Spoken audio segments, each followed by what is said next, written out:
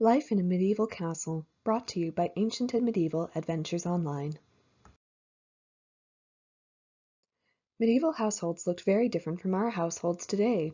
Whether you were living in the largest castle or a small house in a rural village, there were often many more people living under one roof than just an immediate family of parents and their children. Often household units would also include grandparents, distant relatives, servants, staff, and any number of guests at a time, depending on how much money you had. What would it have been like to live in a castle? For almost 1,000 years, massive stone castles were built throughout Europe. Castles were built by the nobility to be large, frightening structures that would discourage enemies from attacking. The idea was that an enemy would see a great castle and how strong and well defended it was, and realize there was no way it could be attacked. First and foremost, castles were built to be protective fortresses. The noble family, of course, lived in the inner keep, or the very center of the castle. This included the lord and lady of the house, as well as all of their children. Sometimes the siblings and parents of the lord and lady also lived in the castle with them. That's already a lot of people, but the immediate family also required quite a bit of help with the daily operations of the castle, so there were many staff or servants who also lived in the castle. The most important member of the lord's staff was the steward. The steward was in charge of all the rest of the household staff and had to make sure that everything was in order for the lord and his family. Other members of the household staff included grooms to look after the horses and animals, a page or a young boy who was the attendant of the lord. The page would run messages, clean weapons or armor, learn basic combat skills, and help dress the lord.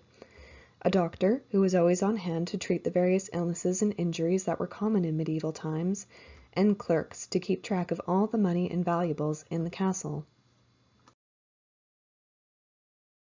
There would also have been a military presence in the castle in case of sudden enemy attack. There would always be a few knights around the household to guard the lord and his family, as well as squires or knights in training, a porter who was the main guard in charge of the outer door of the castle, and watchmen whose job it was to patrol the walls and keep their eyes open for any enemies both outside and inside the castle walls. Finally, the lord of the castle would often have entertained other noble or royal guests, so it was very important that there was a large staff that could prepare for a celebration at a moment's notice. The kitchen would have had one head cook who was in charge of preparing menus, ordering food, and preparing the most important part of the meal, the butler who was in charge of the wine cellars and beverages, other cooks who worked in the kitchen preparing ingredients and food, cleaning staff who kept the great halls and rooms of the castle sparkling and tidy, and the keeper of the wardrobe who made sure that all of the lord's finest clothes were clean and tidy, and that the lord and his family were wearing the latest fashions. Altogether, that's a lot of people in one home. Luckily, they wouldn't have all been living under one roof. The lord's immediate family would have lived in a part of the castle called the keep. The rest of the servants would have lived either in other parts of the castle far away from the lord's family, and some of the lucky ones would have had their own houses outside the castle walls. Either way, life in a castle would not have been comfortable. Conditions were very crowded with all the people and assorted animals all over the place.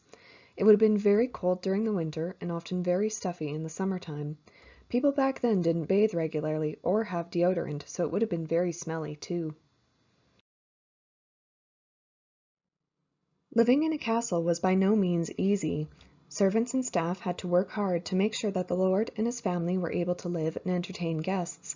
The kitchen staff were in charge of feeding both the lord's family as well as all of the other staff. The clerks had to make sure that everyone got paid what they were owed, and the cleaning staff had an enormous task of keeping the great stone castles presentable. The lord and his family had it a little bit easier, but they still had to spend lots of time taking care of their noble duties, and they lived in the same stuffy, smelly conditions as everyone else. It took a lot of work to maintain a castle.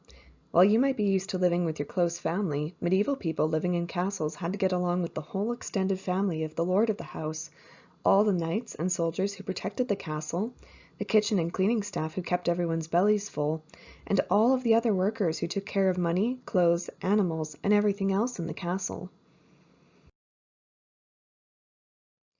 Thank you for listening. I hope you enjoyed this ancient and medieval adventures lesson on the medieval household.